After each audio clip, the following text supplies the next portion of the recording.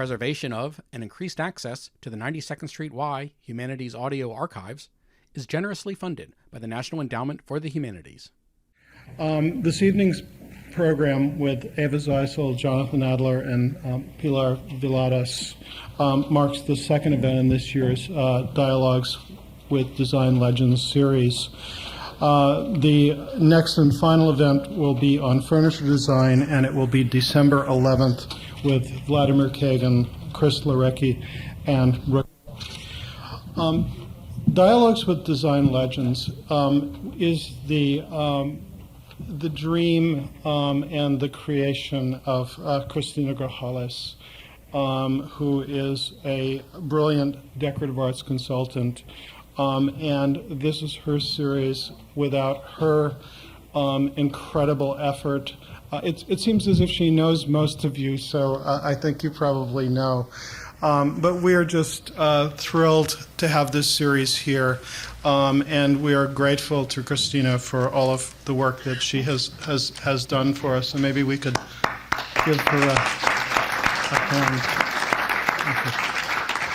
So, the moderator for this evening's lecture is Pilar Viladas. Ms. Viladas is design editor for the New York Times Magazine.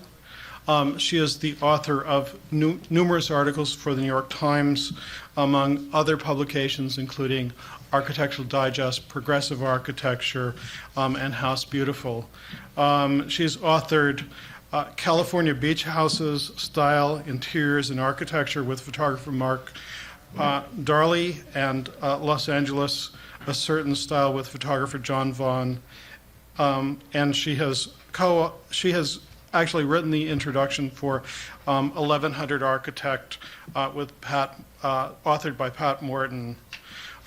A frequent lecturer on architecture and design, Ms. Viladas has recently moderated panels for Art Miami and the Architectural Digest home design show. The format for this evening will be as follows. It's going to be a little it'll be interesting. Ms. Viladas will introduce Ms. Zeisel, and then Christina is actually going to go through Ms. Zeisel's slides with you. And then Ms. Viladas will introduce Mr. Adler, and he will go through his slides.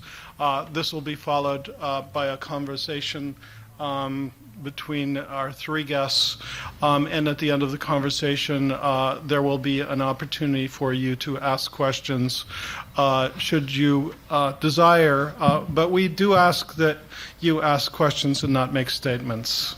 So thank you so much for joining us, and please help me to welcome Pilar Viladas.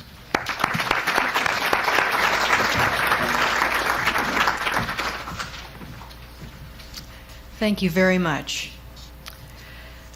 In an article on the subject of innovation in the April 2000 issue of Fast Company magazine, Eva Zeisel said, "If you want to be creative, don't try to do something new. Doing something new means not doing what's been done before, and that's a negative impulse. Negative impulses are frustrating. They're the opposite of creativity, and they never yield good ideas, not even in business or technology." A salesman who handles my work visited me this morning. He asked me what I've done lately that's new. Salesmen always ask that question, but that's their problem, not yours. Novelty is a commercial concept. Variety is an aesthetic and creative one. For over 70 years, Eva Zeisel has been designing her own variations on those staples of domestic life: the dinner plate, the coffee cup, the cream pitcher, the covered serving bowl. Far from being novelties, these pieces have become classics of 20th century design. And at age 95, going into the 21st century, she continues to work full-time. Eva Zeisel was born to a family of well-to-do Hungarian intellectuals in Budapest in 1906. She entered the Royal Academy of Fine Arts when she was 17, but soon after became an apprentice to a traditional potter and started her own studio a year later. A year after that, her work won an honorable mention at the Philadelphia Sesquicentennial Exhibition. By then, she was working as a designer at the Kispester factory in Budapest, after which she went on to work in factories in Hamburg, Berlin, and Russia, where she became the artistic director of the state glass and china industry. There, she set up a china design studio inside one of the biggest factories in the world. But her work stopped temporarily in the mid-1930s when she was falsely accused of plotting to kill Stalin and was imprisoned in solitary confinement by the KGB for 16 months. Her friend Arthur Koestler borrowed from her experience in prison when he wrote the novel Darkness at Noon. When asked how she managed to come up with such exuberant designs after such a horrific experience, Mrs. Zeisel replied, "Well, you come out so pleased with life. Everything is unexpectedly colorful. Life is a present." Eva Zeisel then returned to her family, later married Hans Zeisel, a sociologist and author, and she made her way to the United States in 1938 as Hitler's anti-Semitic policies made life at home increasingly intolerable. Once she arrived in the United States, she began designing ceramics for a number of companies. Her first major commission arrived in the form of a recommendation from Elliot Noyes, then the head of the design department at the Museum of Modern Art. He had been approached by the president of Castleton, China, to recommend a designer, and it was Eva Zeisel's name that was tops on Noyes' list. The museum line of elegant cream-colored china with its attenuated forms, its bird-like creamer, and gracefully shallow teacup was designed in 1942 and 1943 and manufactured after a war-imposed hiatus from 1945 to 1960 and was sold at the museum. That was followed by Mrs. Zeisel's best-known line, Town and Country, designed in 1945-46 for Red Wing Pottery and sold from 1947 to about 1950. The president of Red Wing requested something, quote, Greenwich Village-y, unquote. What he got was earthenware with a biomorphic influence and some of the most sensual and ergonomically friendly design ever seen at the dinner table. It was followed in 1947 by the plexiglass serving accessory line Cloverware, and later by Tomorrow's Classic and Century, both for Hull, China, in the late 1940s to mid-1950s, and these took Mrs. Zeisel's ideas to a peak of flowing sculptural integration. During this time, she also designed a chair that was a small masterpiece of ingenuity, as well as other pieces of furniture in what she has described as, quote, a playful search for beauty. The products of this search are now in the collections of museums like the Metropolitan, the Museum of Modern Art, and the Victoria and Albert. In addition to recent reissues of selected town and country pieces, you can find Mrs. Zeisel's newer work made by Klein Reed and also by Nambe, which is working on a collection of china and flatware, which represents a sort of branching out for them. They're famous for their line of metal tableware and accessories. She is also working on toys at the moment, a line of pull toys that wobble as they move, and what she calls closet furniture, which is, I suppose you could say, it's a continuation of the work that she started to do with a wonderful tubular steel frame chair that came apart. So this is furniture that you can put away when you don't need it, easily stored. Along with her fellow panelist, Jonathan Adler, Mrs. Zeisel recently designed a martini glass for Bombay Sapphire Gin. Recently, appeared on a full page of the New York Times. Very beautiful.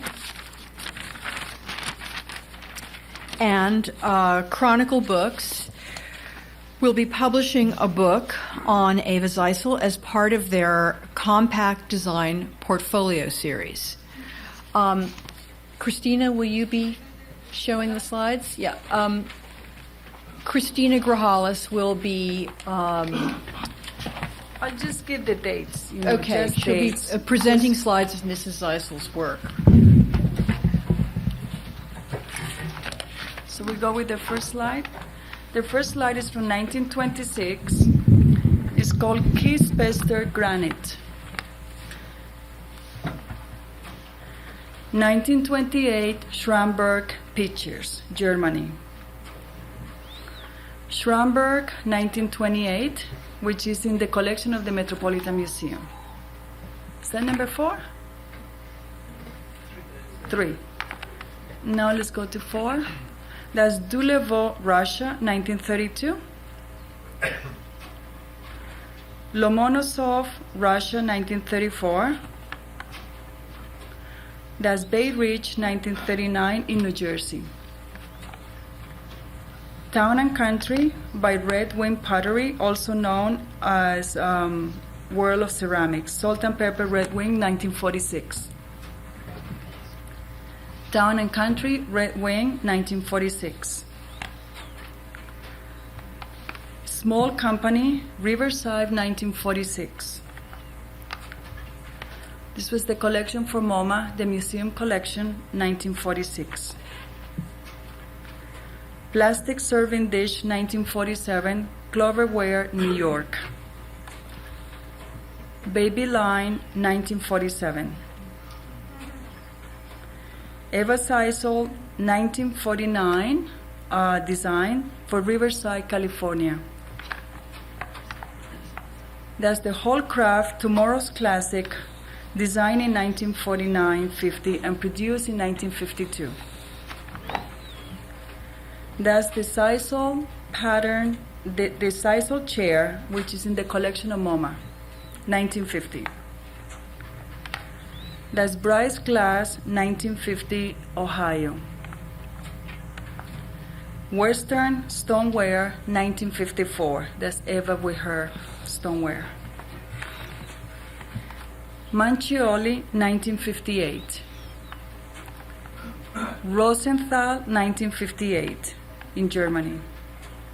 Stained Glass, 1960, US.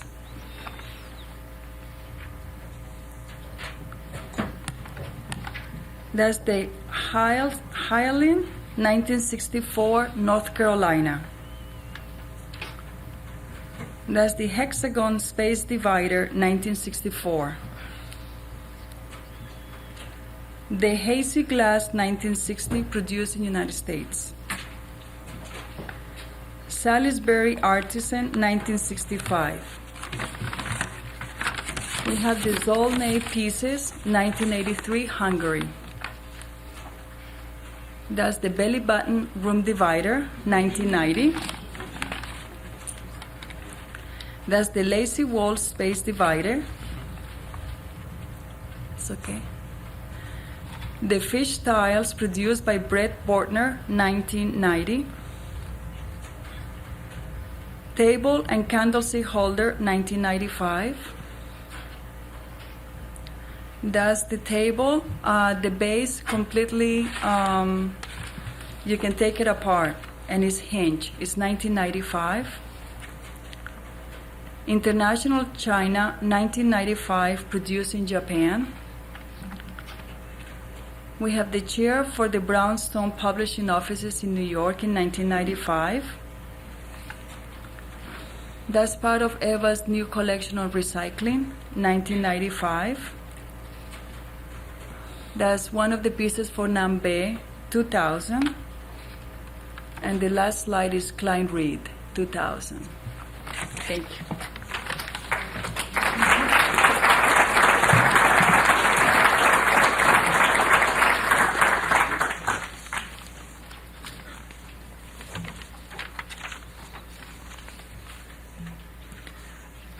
Jonathan Adler's introduction is going to be a bit shorter, but he's only 35.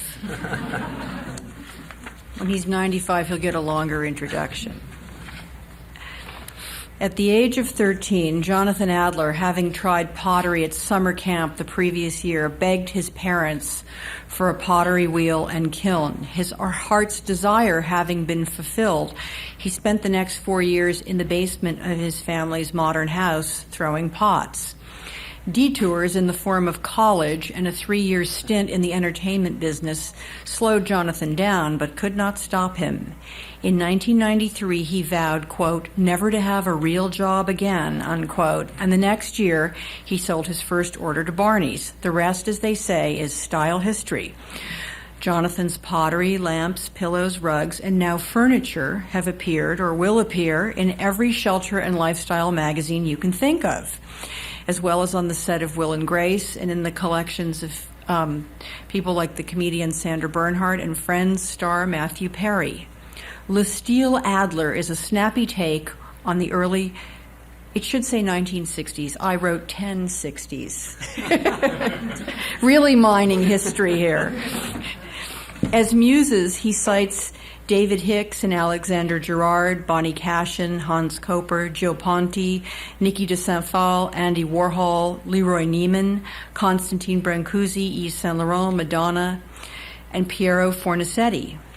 If Jonathan's aesthetic were a movie, it would be The Sandpiper with Elizabeth Taylor and Richard Burton. Think caftans, Big Sur, and A-frame houses, just like the one Jonathan owns on Shelter Island. Jonathan's nimble hand turns easily between geometric shapes and patterns to sinuous, nature-inspired forms and textures in materials ranging from relatively humble stoneware to fine porcelain. And his catalog features tongue-in-cheek pronouncements worthy of a latter-day Diana Vreeland, like, tough glamour, you can handle it, or get your table the dishes she's always wanted, and an antidepressant for the home. Jonathan has worked with Aid to Artisans, a nonprofit organization that helps artisans in developing countries make products for the American market, to find potters and weavers in Peru to produce his designs. Building on the success of his store on Broome Street, Jonathan opened store number 2 last year in East Hampton, and store number 3 recently on, where is it? On Melrose. On Melrose Avenue in Los Angeles. And he also recently opened, in the basement of his Broome Street building, the Jonathan Adler Foundation for Interior Decoration, which is a definitely for-profit organization. And like most people who love what they are doing, Jonathan admits that he leads, quote, the cutest life, unquote, with his partner, Simon Doonan, the creative director of Barney's, and their Norwich Terrier, Liberace. We wish there were more people like him in the world. Jonathan? Thank you very much.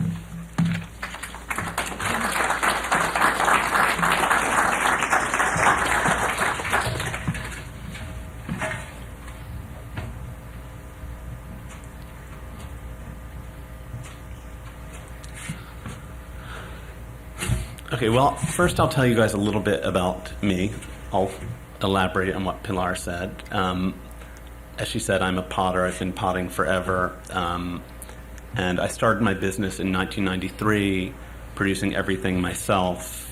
It was a very unexpected business. I got orders, I needed to make them, the business grew, and finally I found myself being sort of like a factory worker, making pottery 24 hours a day, 7 days a week.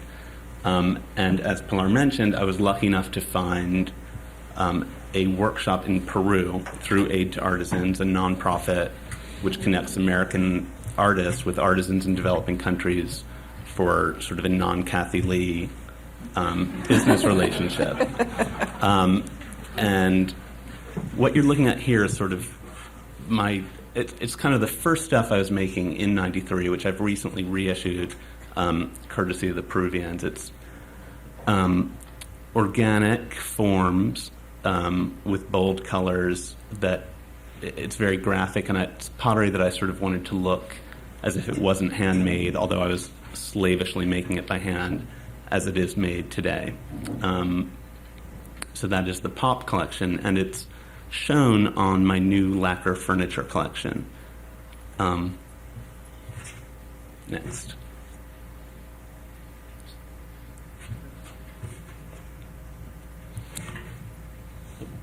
That's sort of a related collection, stripy pots done in black and white.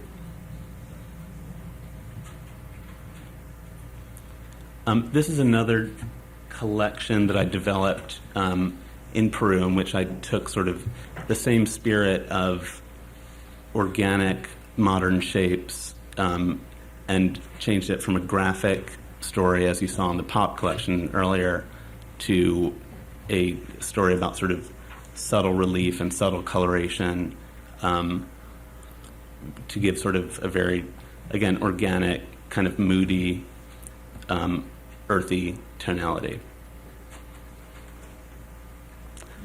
There's more of that, and that's my dog Liberace.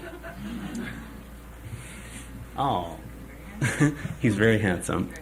And he is sitting on one of my rugs, which I do in Peru, and I'll get to that later. This is a collection that was inspired by George Nelson's bubble lamps, which I wanted to sort of have the spirit of a ceramic skin stretched over an invisible armature. So again, it's still the pottery that you saw in the beginning, which was very graphic. I still take the same forms and the same spirit, but it's becoming more of a three-dimensional thing. And I just wanted this to be very like clean and white, and I love this collection.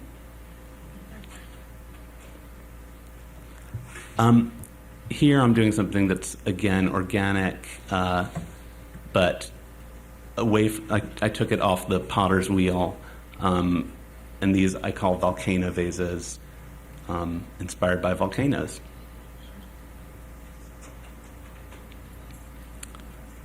That is, it's a Constantine Brancusi sculpture who was listed as one of my muses, and my mommy, who is here tonight, would be happy to regale you with stories about how I spent my entire childhood in the Brancusi room in the Philadelphia Museum of Art, and he remains a great inspiration of mine.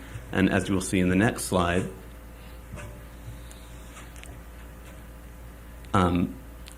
these are pieces called aorta vases, which sort of take the Brancusi modernist feeling. These pieces are what I call my couture collection. Those are the pieces that I continue to throw by hand here in New York, as opposed to the Pata-Porte collection, which is made in Peru. And kind of, they're sort of futuristic ikebana vases is how I would describe them. And I absolutely love to make them. They're very sort of sensual to make. And what I do is I sort of make on the potter's wheel, I make an orb, and I make spouts, like teapot spouts, and then when everything is sort of leather hard, I put the orb on its side and attach the spouts, and voila. More pieces from my couture collection. And still more pieces from my couture collection. This is a pot by Hans Koper, who is one of my favorite potters of all time. He was what was he? I think he was a Dutch potter living in England in the 50s who did sort of very iconic, totemic, very strong pots. And here's a collection that was very much inspired by Hans Koper's work. This is called the Moco Collection, which is hand-thrown by artisans in Peru, with a very rich texture, finished with a metallic oxide, and it's sort of very large forms, strong forms, that are all about the texture and the feel of the potter's wheel. This is a collection called the Brasilia Collection. It's dinnerware inspired by the city of Brasilia, the sort of supposedly perfect futuristic capital of Brazil. Hand-thrown, plates double as lids, hyper-functional, what I use at home. I love it. David Hicks, my favorite interior decorator. I love the colors in this room, the lacquered shades, everything about him I love. And he is a great inspiration for all of my work, and I think you'll see in the next slide some of his influence. This is my textile collection, which I developed in Peru. After spending tons of time in Peru, I sort of fell in love with Peruvian weaving, and serendipitously developed a textile collection in which I do pillows, alpaca throws, and llama rugs. And I sort of describe them as Marimekko meets Machu Picchu. Marimekko being the Finnish modern textile company, and Machu Picchu the Peruvian temple. Just the artisans who weave these are just incredible, and textiles are like a very exciting new sideline for me, and there's none of the production problems associated with pottery, so I love them. More of my textiles. This is a picture of an Alexander Gerard print. He, again, is a modernist designer whose sense of playfulness I just always really love.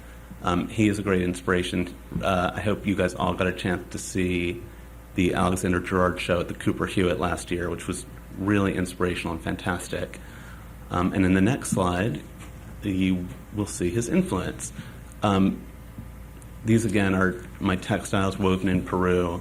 They're sort of playful and childlike, but I have them in my living room, and I think they look fantastic. Just a little picture of my shop in Soho.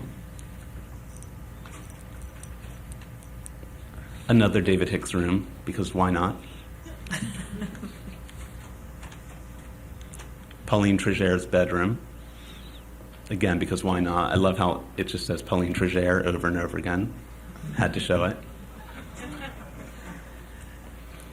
And this, I think you'll get sort of a sense of the David Hicks influence. You see the Louis chair in the background, mixed with the lacquer Parsons table and my porcelain teapot and lamps. And here is my furniture, again, and the textiles, but presented in sort of a rustic, modern setting. And finally, this is my newest collection, the Muse Collection, sort of inspired by surrealism. In this collection, I sort of took my interest in geometry. As you saw, most of my pottery has geometric patterns. And this is sort of using figural elements as a geometric pattern, but in sort of a non-titty mug kind of a way, and more like a kind of sophisticated surrealist way inspired by Jean Cocteau. And voila, you can see all my other bits in my catalog, which is on everybody's chair. You're welcome to order from it. And that's it.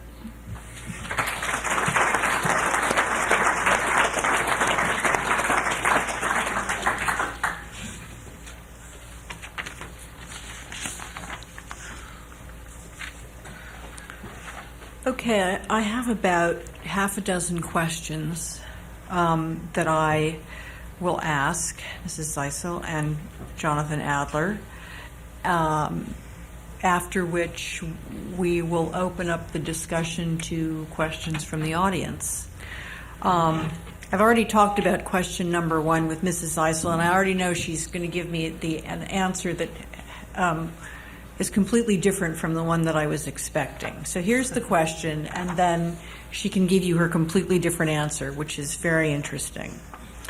What I asked was, I'd like you to tell the audience about the moment at which you first discovered that you wanted to design or make ceramics. How old were you, and how did it dawn on you that this was something you might do for a living? And you said to me, I did not want to make pottery per se. Since I was age 14, I always painted, and I thought I will be a painter. But then I found out, when I went to the Academy of Fine Arts in Budapest, that most of my colleagues were willing and happy to starve in the garret for their paint, for their art. And I was not willing to starve in the garret. So I decided that I will learn and practice a craft to support me as a painter, so I would not have to starve, and I could paint anywhere I wanted because I had this craft to support me. So I apprenticed myself to the last pottery master in Budapest called Mr. Grabanczyk, who had a shop not very far from our home, and I became an apprentice potter. And as an apprentice for 6 months, I studied pottery from what you call the bottom up, meaning that I was smashing the clay with my bare feet. I was throwing the pieces of pottery which my master's wife pulled on a cart to the market twice a week. And of course not alone, but she was pulling the cart, and the pottery was sold on the market. So I, for 6 months, learned this craft, and then I became a potter's journeyman.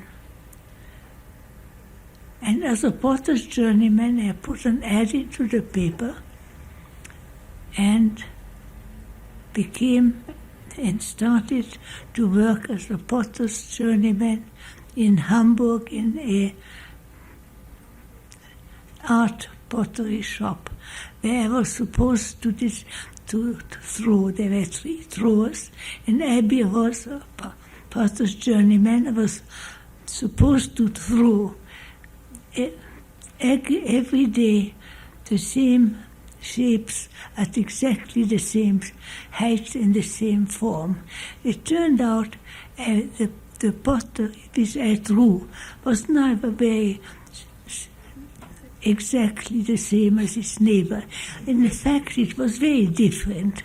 And just before the master, the owner of this small art pottery was about to throw me out, he found out that although I could not make the pots exactly the same, I could make them very different. And so I became a designer of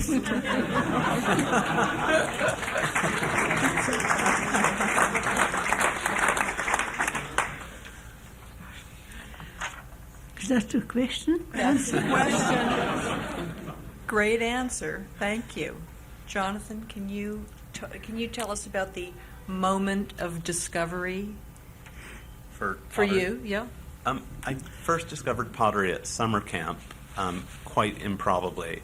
I went to a camp to be an actor and touched clay sort of in one of my side classes, fell in love with it, and spent the entire summer making pottery. I felt immediately a visceral connection to clay. So my parents sort of retrieved me at the end of the summer expecting to find a young actor, and instead found a pasty potter who had a new passion for clay. And as you said earlier, I spent my entire adolescence doing it. It's sort of the only thing I can do artistically. And it's something I always sort of wanted to do for a living, but never thought was possible, because who's ever heard of a potter making a living? And now I do. I had, as you mentioned earlier, a brief stint in the entertainment industry, and went back to clay and was just determined to make it work, and it's still my grand passion. What is it exactly? Well, maybe not exactly, but as close as you can tell us. What is it about the act of throwing a pot, or of working with clay? I mean, what was it about that sort of won your heart? I mean, what was it about that made you think, wow, this is for me, I can do this? There's something about clay. I'm not a very spiritual person, but it's sort of a Zen moment. You just kind of chill on the wheel. I zone out. I love it. I can't even explain it. It might relate to sort of an infantile desire to play with things. But there's just something about clay. Okay, great. My next question, which actually I might modify a little bit for Mrs. Zeisel in light of the way she answered the first question, is what would you say was the most important lesson you learned as a young designer, the one that informed many of your design decisions as your work matured?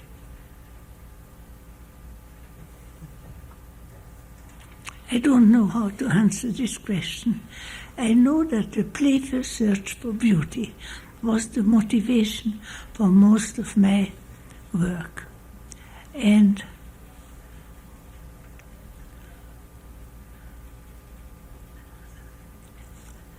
I was never inspired by something which came from the sky.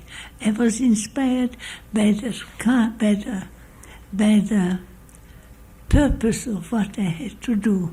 And this was always well defined, because I never worked just for my pleasure or for self-expression or for beauty itself. I always worked for some practical purpose, which was always well defined by the purpose giver.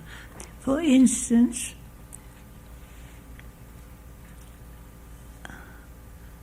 I was told when I made a fine castle porcelain for an exhibition at the MoMA, I was told that Mr. Hellman, who wanted to set up and produce fine china, needed an exhibition, needed to be supported by foreign to develop the name of Castleton by a promotion by the Museum of Modern Art. And so the Museum of Modern Art, he asked me, they had learned, the representative had heard a lecture I gave in 42 at the Metropolitan Museum about my ideas about crafts and mass production. And so I was recommended to Mr. Hellman of Castleton to design his fine china set to be exhibited in a museum, modern museum show. And so that was my first name purpose. That means my name was connected with the castle china, which was exhibited in a one-woman's show in 46 at the Museum of Modern Art. What was the question? Let me go back for a minute, and I'd like to go back to the first question. When you spoke about being the potter's journeyman and working in the shop where you were meant to make the same pots exactly the same way every day, the owner of the shop was basically asking you to do kind of a one-woman version of mass production, which you could not do by yourself. You made every pot different. Did that start you thinking about making pots for mass production, and how, what is the role of the designer in designing things for mass production as opposed to making a one-off thing or just a small edition of things? I believe that from the beginning I find designing for mass production much more useful and socially more useful than designing for handicraft. I think that my contribution to modern design, if you wish, was always designing for mass production. But it was all the task was always given by a very practical purpose giver. For instance, one of the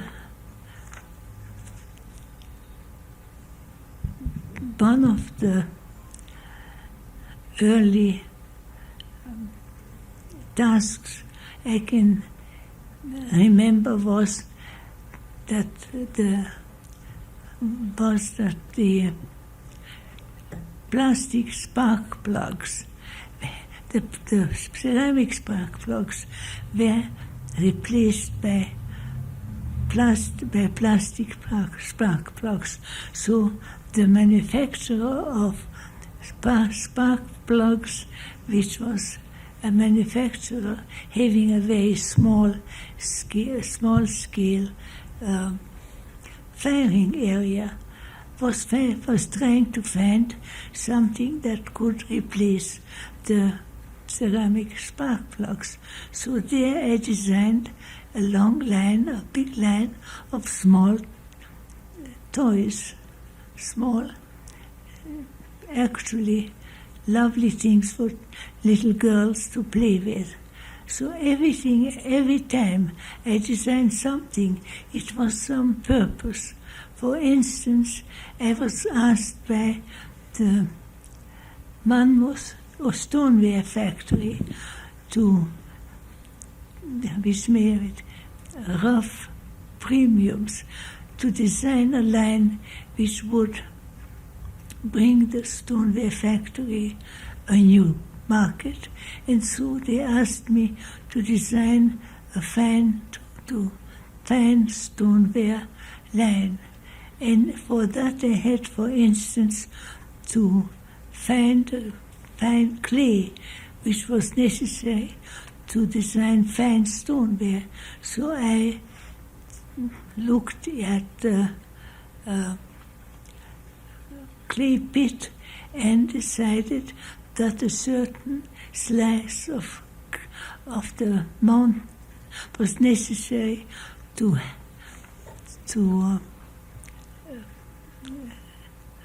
this fine stoneware. And so I designed a fine stoneware for the Monmouth factory, from the clay to the finished piece. And most of the designs I designed were somehow very well defined as their task.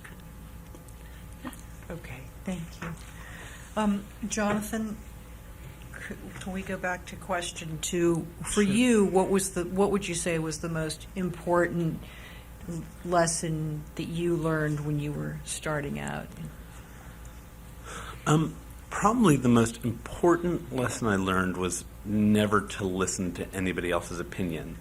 When I was in school, I was very interested in fashion and sort of postmodernism and a lot of the things that the sort of old crunchy pottery department at RISD didn't promote. And I remember I did a series of teapots that were inspired by Coco Chanel, who was somebody I loved. And it was like very exciting to me, and it was like a very exciting new direction. And I remember presenting it to the head of the department, and she totally dissed it and, sort of took her crunchy pottery ideas and, suggested that that's what I should be doing. And as a young, confused student, I skulked off with my tail between my legs and thought, well, I guess I should be a, real potter. And that's when I bagged pottery for a few years, worked in the movie business. And when I went back to the studio several years later, I did it intending to make pottery for me, things that I loved, things that I wanted to have, and spent about a year potting and not showing anything to anybody. And I kind of think that was the key to everything. following my instinct. Great. So a lesson more of us should absorb. Yes, never listen to anyone.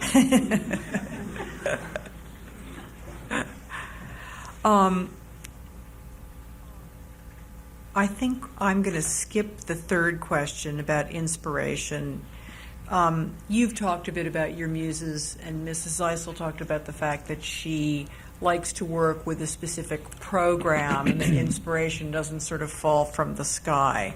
So we'll go on to the next question. And I know Mrs. Zeisel is ready for that one. And the question is, can you describe your working process? Do you begin with a drawing, or do you immediately make a model of your idea, or none of the above? Do you go through many versions of a design before you arrive at your final version, or do you know right away that your idea is the right one? Well, I have to answer this question, first of all, in a more general way. One of the reasons I'm here is because I'm very, very old. 95 years old. And therefore, I have made very, very many pieces of pottery since I was 17 or 16. Therefore, I figured out that in my long life, I have made something like 100,000 different pieces which reach the market. So any answer I give you is right and false, because some of the things were done this way and some another way. So, what was the question? Tell us how, when you're starting to design, about your working process, which is why I think you're holding these. I design in many ways to begin with. Of course, I make sketches. I particularly answer the actual purpose of my design, which maybe the salesman or the manufacturer describes to me. But if you ask me how I actually start my designs, I start in many different ways. For instance, I cut out something, maybe a glass. I make a sketch, or I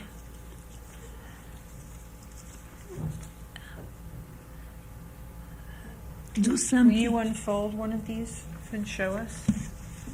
I don't know whether it unfolds. Yeah. When I cut out something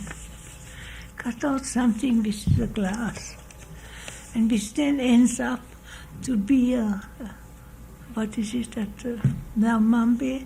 Yeah. Where is that? For what, a vase? Was that? It might be a vase or a glass, or is that for? stick. Is that, for example, how you, when you were asked to do the Bombay Sapphire martini glass, how did you develop that design? Same way? The man is exactly the same way. It is the glass of Bombay, what is it called? The Bombay, the Sapphire martini glass? Was designed this way, cut out from something. So there's very many ways I start my sketches. Also by modeling them, also by sketching them. So in my long life, I started in many different ways, depending on the purpose of the design. For instance, something is described, for instance, the Red Wing line was described by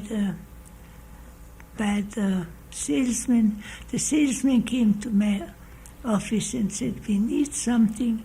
Our factory is near the Mississippi in the West. And we have no clay, we have no fuel, we depend on design. We would like you to design something which lives about 3 years, because we have to change design each time that's all we have. We have no clay, we have no fuel, we live on design, we want something Greenwich Village, which lives for 3 years. And it was his words to say Greenwich Village. So I designed the Red Wing line, which however did not live for 3 years, but is now sold at the Metropolitan Museum in its copies. So I couldn't guarantee that it will live only 3 years. Lucky for us. Jonathan, can you talk a little bit about how you design? Yeah. Yes. It's funny when you brought that up. The first thing that I thought of is when I first met Eva Zeisel, who has been a hero or a heroine for me my entire life. I'm in love with her work, and I think she's like a brilliant organic modernist, and I love it, love it, love it. And I said, it's so nice to meet you. Here's a picture of my work. I want to talk to you about my designs. And she said, I'm not interested in your work. I want to know, what's your distribution channel? Do you produce it yourself? Is it a license? What's your percentage? And I think that she actually thinks exactly as I think. And I think the point is that business is such an important part of what we do, and neither of us would be here tonight if we didn't have some business acumen. And I bring that up because I think that a lot of the way I design happens in response to a business challenge. In other words, I don't design in a vacuum. I'm not sitting in a garret inspired by a tulip. I have a business, and a lot of my inspiration comes from the need to sort of fill a gap in my collection, in other words, it's a very concrete challenge, which I think many designers respond to, that triggers my creative process. And yeah, if that makes sense. Yeah, it makes absolute sense. This next question I'm going to ask of Jonathan Adler because I've already been told that Eva Zeisel didn't really want to answer it. And that's okay. The question is, what do you make of the modernist revival in this country? And I have a feeling that for Mrs. Zeisel, what revival? Modernism never went anywhere.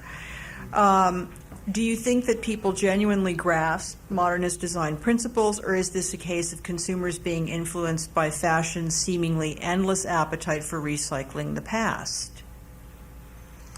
That's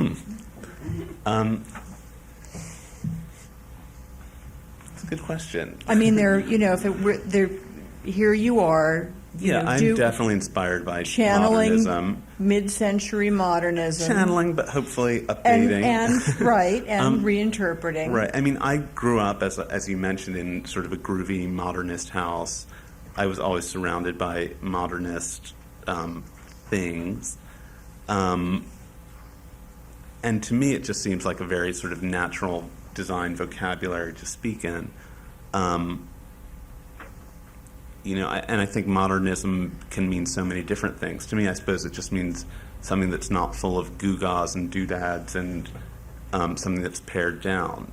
And it could range from Eva Zeisel's organic modernism to sort of Bauhaus pared down modernism. In other words, there's a very broad vocabulary. And there's also, you refer to the sort of slightly brutalist aesthetic of the Brasilia Collection, which is yet another sort of vein of modernism. Right, exactly. Well,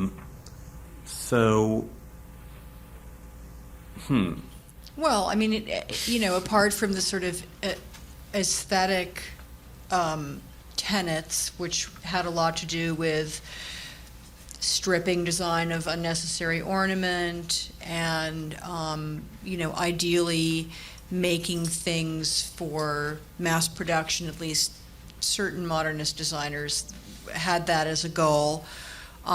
There was also a sort of social agenda there, which had to do particularly in the post-World War II years, of making well-designed, mass-produced goods available to, affordably to a large number of people who were going to use them to lead their sort of new, progressive, unencumbered, forward-thinking lives in, well-designed, affordable, modern houses that were made for sort of the new nuclear family with no servants or few servants, and maybe one servant. Maybe, well, if they were lucky, and sort of loss of interaction between parents and children, and wife and mother who wasn't stuck in the kitchen, who could interact with her kids while they were doing their homework in the open plan living room. I could go on and on. Yes, but well, I won't. I think that modernist design, I don't see it just as sort of a retro revival, the interest in modernism. I think sort of the basic precepts of modernism that you were describing continued. Let's say they began in the 50s in a design context. The 50s were sort of like the beginning of modernism. It was beautiful. The 60s, it took 50s designs and they got a little wacky. And the 70s took the designs with which people were so familiar already, thanks to the 50s and 60s, and made them ugly. But groovy, they just kind of like screwed with the proportion a little bit more, proportions that people were already comfortable with. And so it was sort of, modernism was like a progression, and then the 80s happened and everything changed, and I don't know why. So for me, I just feel as if the 80s were sort of a blip in a progression. All the principles of modernism you just described, I still subscribe to. There definitely is a moment in fashion of a revival of modernism, which I suppose is a totally postmodern concept. The idea of quoting from past things. The whole concept of the whole word retro is such a loaded word, which most designers are very uncomfortable with, and yet my work has an undeniably retro feeling, and it's something I grapple with but don't really have an answer to. Okay, fair enough. Do you still not want to answer this question, Mrs. Zeisel? You don't have to. No. What is the question exactly? Well, my question is based on the idea that I have that there is a revival of interest in modernism in this country after a period where there was very little interest in it at all. People tended to see only the sort of devalued form of modernism, the kind of corporate office building kind of modernism, and it sort of went away. And not to say that there weren't people who continued to sort of follow modernist design principles in their own way, but it's sort of in the popular imagination, postmodernism sort of took over and modernism sort of receded into the background. But in the last several years, there's been a definite revival of interest, and you see it all over the world of architecture and furniture design and product design, that people, younger people certainly working today, are looking at those things from the 20s through the late 50s and early 60s, and there's a tremendous amount of interest in modernism again, and they're reinterpreting those things. And I mean, people flock to see the Mies van der Rohe shows at the Modern and the Whitney this year. There's just you see big articles on Brasilia. There's all kinds of interest in modernism that I would say confidently there was not 10 and certainly 15 years ago. Well, you are right. I was not so well informed, but when I thought this was in 10 and 15 years, there was an equal interest. I thought that there was no death of modernism, that it was, since it was invented, many years ago that modern design was always part of the highbrow output. The production of our things is either highbrow, middlebrow, or lowbrow. The lowbrow, the popular and mass production things were never influenced by the modern movement. And the highbrow, the elegant, beautiful things produced on a small scale, in my opinion, always showed the principles of modern design since the beginning of the century. So I think that it was a question of highbrow, middlebrow, and lowbrow. And the highbrow always had the same aesthetic elegance, the same reduction of ornament, or this was always considered vulgar, and the elegant world always was influenced by the modern movement in its furniture and dishes and so on. If I can just say one thing about that, I actually went to Eva's house last week,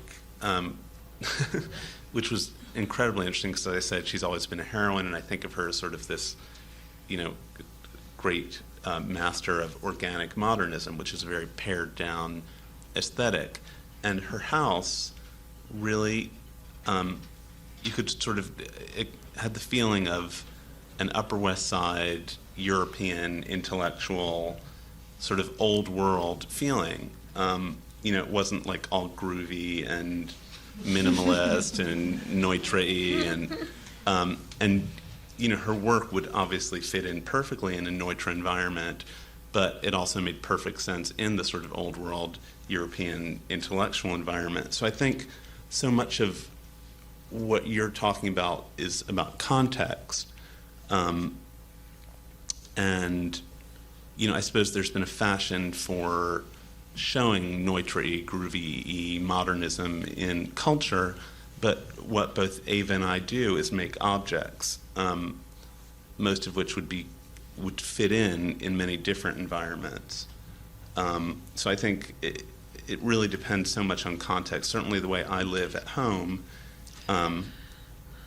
while not highbrow European and intellectual, it's not Neutre. I mix my stuff with Louis chairs and chinoiserie. So when I design objects, it's not with just a modern, with the concept of modernism. It's sort of, I'm focused on the object itself-ish. Thank you. Last question, which is a two-part question for each of you. What do you consider your greatest accomplishment as a designer, and what is your biggest regret? Some time ago, I got a letter from some lady in the Midwest saying that she has 2 of my bowls and she loves them very much. My greatest accomplishment is that I have so many people who love my designs. I have a whole file which calls love letters. And everybody who writes to me includes the word love, and that is my greatest accomplishment. Thank you.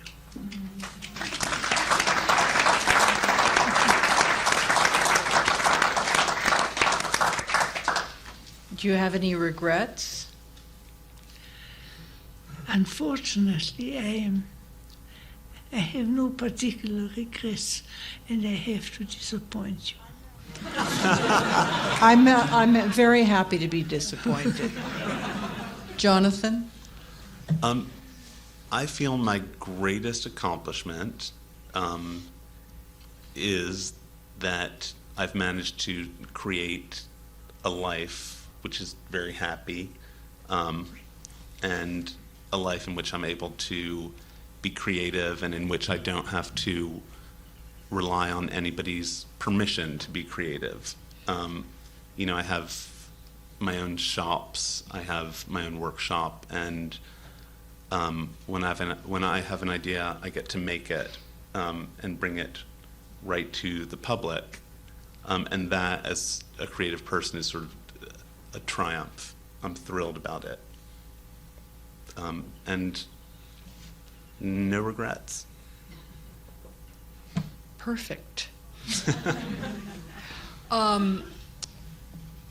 I think now, if people in the audience have questions, this is the time to ask them.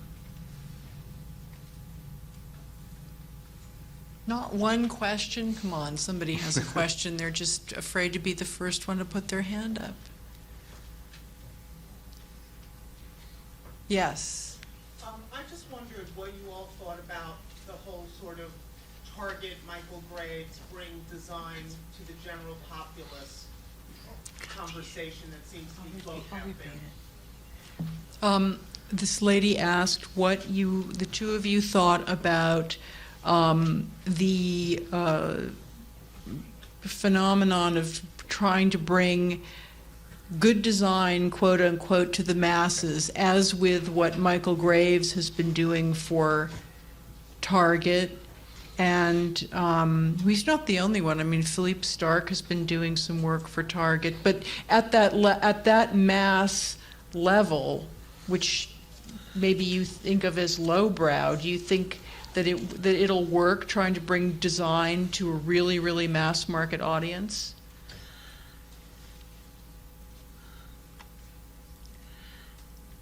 Modern design or good design was never really produced only in a small quantity. Of course, it was also produced in large mass for mass-produced objects. I don't understand the question, really. Well, a little while ago you were talking about Highbrow. about highbrow, middlebrow, and lowbrow. And you seemed to imply back then that the modern design was always done at the highbrow level, but never quite so successfully at the lowbrow level. I don't say that modern design is the only good design. The design which gives people pleasure is good design. And therefore, it is on mass production or on any level. However, there was an exhibition in the 40s, and it had a slogan in large letters: reduce, reduce, reduce. I'm not sure that to reduce is necessarily giving the masses happiness. To reduce is not anymore, in my opinion, the only way to make good design. Thank you. Jonathan? I think that certainly in Europe there's a tradition of bringing what I would consider great design to the masses, and especially in Scandinavia.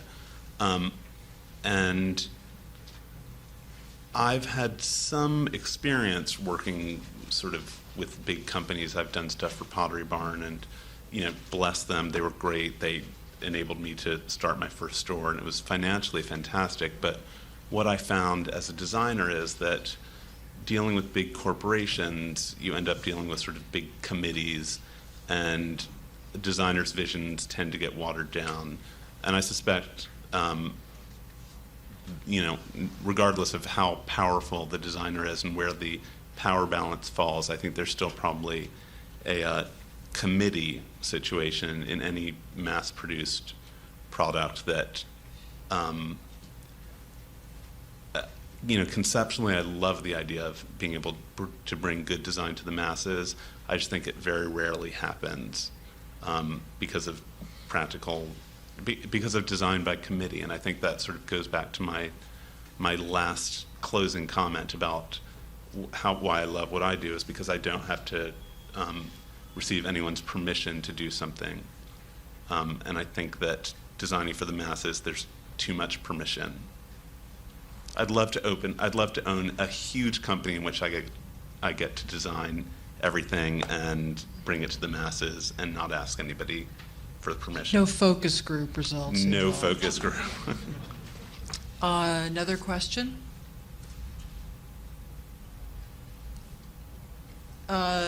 3 hands went up at once. Finally. The moderator's nightmare. We'll start in the back. There you are. I sort of have a slightly lengthy question about design process. When you get to that point, I mean, you said you don't design it in a vacuum, but you don't ask permission either.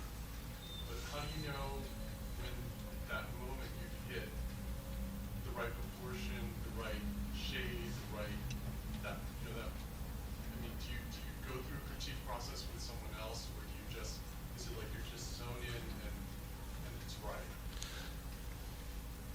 For me, I'm kind of a proportion queen. Like, proportion is something that I have an innate feel for, I believe. I am lucky enough to work with a team of sort of young, incredibly smart, talented people. So, you know, I talk about my stuff a lot with people and with Simon, and I think about it very, very much. I think it just depends on sort of the level of thoughtfulness, and I would like to think I'm a very thoughtful designer, if that answers your question at all. Ish. Well, I think your designers all have a different way of doing what they do. It's just the difference between good design or quote-unquote bad design, you know, it's a fine line, I guess, subjective to whatever. Right. I mean, it's sort of a multifactorially determined situation. I think so many craftspeople who are incredibly skilled just have terrible sensibilities. The other night we were watching a show on HGTV called Modern Masters about this glassblower who was like the most skilled craftsman I've ever seen in my entire life. And his work was just awful. Did you see it he was like, his whole thing was about how his mother was Native American and his father was Irish, and he thought that his work was a perfect expression of the fusion of his cultures, and he had Celtic and Native American motifs, and it was like, the whole thing just, ugh. But I think what can often happen is people who are very skilled craftsmen can sort of get so carried away with their skill that they can sort of take it to a level of ugliness. I see that very often in pottery where, you know, it's about the process so much that the sort of rigor of judgment gets away from the potter or artisan, and it becomes just about the process. And at the end of everything, they have some twisted, whimsical, unbelievably difficult to produce excrescence. And I think I'm lucky enough to be a slightly more rigorous critic of myself, and less sort of process-oriented. I want to repeat the question for Mrs. Zeisel. The question in a nutshell was, is there some sort of objective standard by which you judge whether you've arrived at the right design? Do you ask people to critique your designs when you're... With my designs. Yeah. How do you know when you've got it? Do you show it to other people? How do you do that?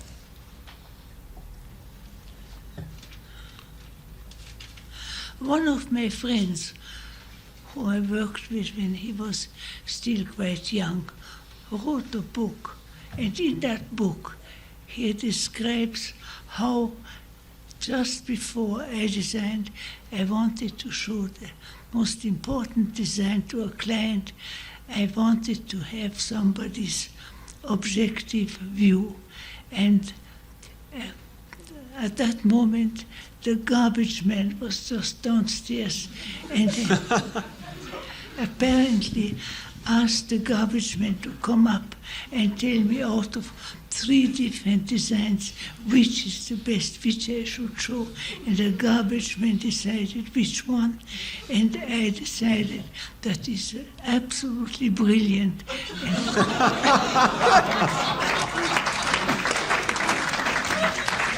This is written down by a young man who at that time was my young assistant, so it must be true. And therefore, apparently, it is very important for me that there should be some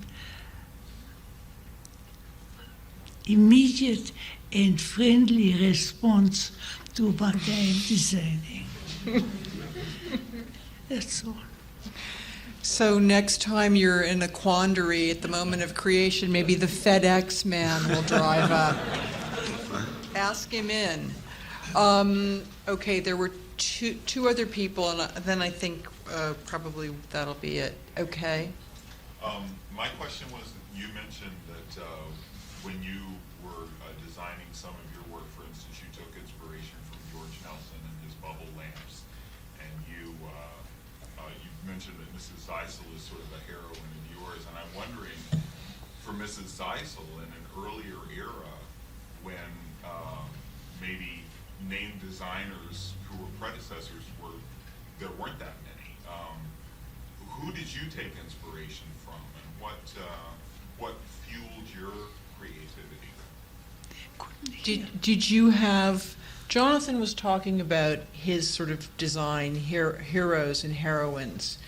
When you were working, were there designers whose work you particularly admired, who offered some sort of inspiration to you when you started out? Well, I remember that many, many years ago, I felt, I don't know what this chair was called, the Barcelona chair, I don't know, that I was very much impressed by the early modern German furniture design and other design, and I felt very inadequate in what I was doing because I felt the early modern design was very much above my facilities and above my head. So I must have been very much impressed by Le Corbusier and others' early designs which I looked up to. Was that the answer? Was that the question? Yes.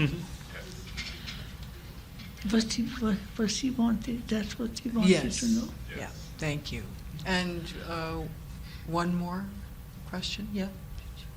I happen to have a piece of Mrs. Zeisel's work here, and I thought since we were talking about three-dimensional objects that we should have one and have her talk about it and have her sign it. Oh. What is it? Yes, it's my favorite, a sweet platter. Well, what did you want to say? It's nice to touch, nice to look at, and some very good food is on it. It's also very good to eat from. There you go, in a nutshell.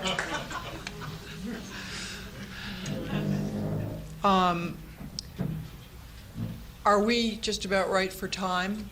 Yep. Okay. I would like to thank Eva Zeisel and Jonathan Adler very much for being here, and I'd like to thank all of you very much for coming this evening.